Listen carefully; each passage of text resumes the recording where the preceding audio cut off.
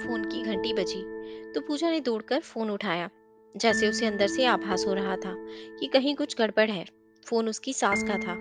उन्होंने घबराए हुए स्वर में कहा, बेटा, कल रात को तुम्हारे पापा को दिल का दौरा पड़ा है। उन्हें अस्पताल में भर्ती कराना पड़ा है। समीर कहाँ है? उसे बुलाओ ना, उससे जरूरी बात करनी है। पूजा ने समीर को आवाज देकर कहा, पापा की तबीयत खराब हो गई है, माँ का फोन है, तुमसे बात करना चाहती हैं। माँ का फोन सुनते ही समीर का मूड ऑफ हो गया। उसने मन ही मन में बड़बड़ाकर कहा, क्या मुसीबत है ये?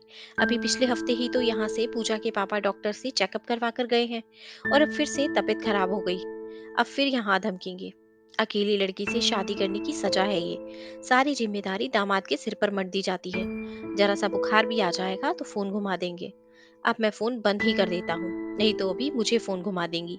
पर अभी तो कुछ उपाय करना है। उसने पूजा से कहा, माँ से कह दो मैं अभी बिजी हूँ और जो बात करना है वो तुम कर लो। मेरे पास समय नहीं है, ये सारे झंझट तुम ही संभाला करो। मुझसे नहीं होता ये सब। पूजा ने बड़ी गहरी नजर से उसे देखा और कहा, ठीक है, अगर ये मेरा काम है तो मैं ही करूंगी। वैसे तुम नहीं भी कहते तो भी मैं करती ही। अगर उन लोगों को मेरी मदद की जरूरत है तो मैं जाऊंगी और आज ही निकल जाऊंगी। तुम तो बच्चों को भी संभाल नहीं पाओगे, इसलिए उन्हें भी अपने साथ ही ले जाती हूँ। इतना कहकर पूजा ने अपने और बच्चों के कपड़े जमाए, सब सामान ठीक किया और ट्रैवल एजेंट से टिकट बुक कराए और शाम को ही चली गई। पूजा को अकेला आया हुआ देखकर माँ हैरान होकर बोली, अरे, तुम अकेली ही आई हो, समीर नहीं आया? पूजा ने कहा, नहीं माँ, उनके पास समय नहीं है। वो जरूरी काम में फंस गए हैं, तो बाद में आएंगे। उन्होंने मुझसे कहा है कि अभी तुम जाओ और माँ और पापा को संभालो। आप चिंता ना करें माँ, मैं हूं ना, सब संभाल लूंगी। सही में पूजा ने सब संभाल लिया। पापा का ऑपरेशन हो गया तो माँ और पूजा ने चैन की सांस ली।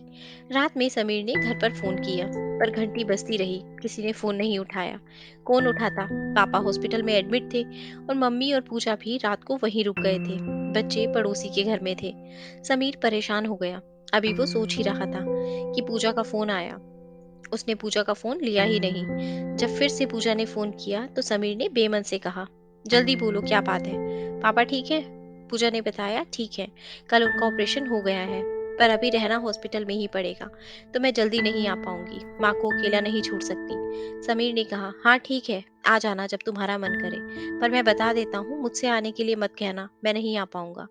समीर की बात सुनकर पूजा मन ही मन हंसी और सोचने लगी, तुम तो यही समझ रहे हो ना कि मेरे पापा की तबीयत खराब है, इसीलिए ये सारी बेरुखी है। जब तुम्हें पता लगेगा कि अस्पताल में तुम्हारे पापा भर्ती हैं, दिल का दौरा तुम्हारे पापा को पड़ा है, तब देखूंगी क्या करते हो। मेरे लिए तो तेरे पापा और मेरे पापा नहीं है, दोनों ही हमारे पापा हैं। इसलिए मैं तो किसी भी कीमत पर दोनों में से किसी को भी अकेला नहीं छोड़ूंगी। समीर की जब अपनी माँ से बात हो पाई तब उसे पता लगा कि पूजा के पापा को नहीं, मेरे पापा को दिल का दौरा पड़ा है। तो वो हैरान हो गया, ये क्या हो गया? क्योंकि अभी 15 दिन पहले ही तो पूजा के पापा पूजा के पास आकर पूरा चेकअप करवा कर गए थे और उनका ईसीजी और दूसरी रिपोर्ट्स भी थोड़ी गड़बड़ आई थी। तो समीर ने समझा कि उन्हीं की तबीयत बिगड़ गई है। उसे पता नहीं था कि पूजा इस प्रकार बात को स्पष्ट किए बगैर ही चली जाएगी। अगली ट्रेन से हड़बड़ाता हुआ समीर अपने घर पहुंचा। वहां पहुंचकर उसने देखा पूजा पूरी लगन से उसके पापा और माँ को संभाल रही है। माँ ने पूजा की तारीफ करते हुए कहा, पूजा ने तो तुम्हारी कमी महसूस ही नहीं होने दी, सब कुछ ऐसे संभाला जैसे उसके ही पापा बीमार हों। समीर चुपचाप सब सुन रहा था। उसके पास कुछ भी कहने के लिए शब्द नहीं थे। पूजा ने जरूर कहा, माँ, शादी के बाद जब पति पत्नी मिलकर दो से एक हो गए तो फिर उनके पापा मम्मी अलग अलग कैसे? मैं तो यही समझती हूँ कि जब जिसे जरूरत हो हमें उसकी सहायता करनी चाहिए। जरूरत तो दोनों ही परिवारों को पड़ेगी। तो अगर हम अलग अलग ना मानकर सबको अपना परिवार माने तो आसानी से सारे काम हो जाएंगे और टेंशन भी नहीं बनेगा। मैंने तो आप लोगों को अपना मान लिया है। जैसे ही आपने फोन करके बताया मैं तुरंत दौड़ी चली आई। अब समीर ने बोला, तुम ये भी तो कह सकती थी कि तुम्हारे पापा को दिल का दौरा पड़ा है, तो मैं भी आ जाता। उसकी बात सुनकर पूजा ने कहा, आज तक कभी मैंने तुम्हारे पापा तुम्हारी मम्मी करके बात की है? मैं ऐसी भाषा नहीं बोलती, ना दोनों में फर्क करती हूँ, आगे भी नहीं करूंगी। मैं अपने कर्तव्य का पालन सदैव करती हूँ। उसकी बात सुनकर समीर के मुंह से एक शब्द भी नहीं निकला, पर अब वो ये सोचने पर मजबूर हो गया कि गलती तो उसकी है। पूजा ने बिना लड़ाई झगड़ा किए समझा दिया, लड़ाई झगड़ा करती तो शायद लड़ाई झगड़े से बचने के लिए बेमन से मैं उसके घर के लोगों के लिए कुछ करता। अब तो दिल से समझ में आया कि मैं गलत था और मुझे भी पूजा की तरह बड़ा दिल बनाकर उसके मम्मी पापा को बेटा बनकर संभालना है, जैसे कि पूजा ने किया।